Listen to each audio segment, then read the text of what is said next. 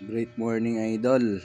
Pakita ko sa inyo ang bago nating maliban dito sa 1,000 idol, meron tayong polymer na 100 idol. Ayan. Ganito na ng design ng mga polymer ngayon, oh. Ang gilid. Yan, ganyan na yung design. Ganon na rin sa 100 bill. Ganyan na rin ang design.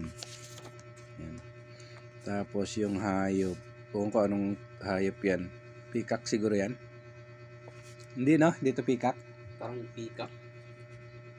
Peacock siguro na. Hindi ko anong hayop yan. Hindi ko anong nakalagay. Basta yung gilid nito, idol, ang mga bagong polymer ngayon, ganito ang design. Yan. Clear siya. Tapos yung harap, yung Vulcan Mayon. Vulcan Mayon yan, oh. Tapos yan, ano yan, flower siguro yan, idol. Tapos ito.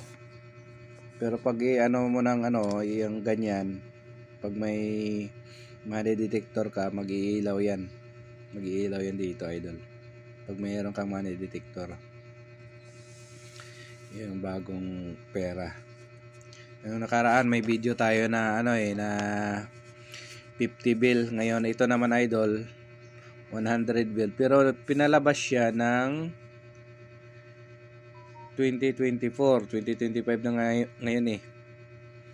Yung unang 50 bill na binidyo ko, idol, yun yung 2025 yung na-imprinta. 2025 pero pinicture ko yung noong 2024 pa. So in advance na ng Bangko Sentral yung yung pera na yon. Yan, ganito yan, idol. Yan, Pilipinas, tsaka yan, butanding natin. Tsaka Vulcan Mayon. Tapos yung 1,000, ito ang 1,000 bill, parehas din ng 100 yung gilid. Tapos may Pilipinas, tsaka Shell. Tapos dito Agila yan, idol. Yan. Shoutout sa mga bill dyan, idol, na polymer. Kasi nitong 2025 maglalabas daw ng Bangko Sentral ng lahat na polymer na bill, idol. Ayan. So pinakita ko lang sa inyo ang 100 polymer bill. So shoutout sa may mga iron na nito. Shoutout. At yung iba iniipon nila yung mga bagong pera eh.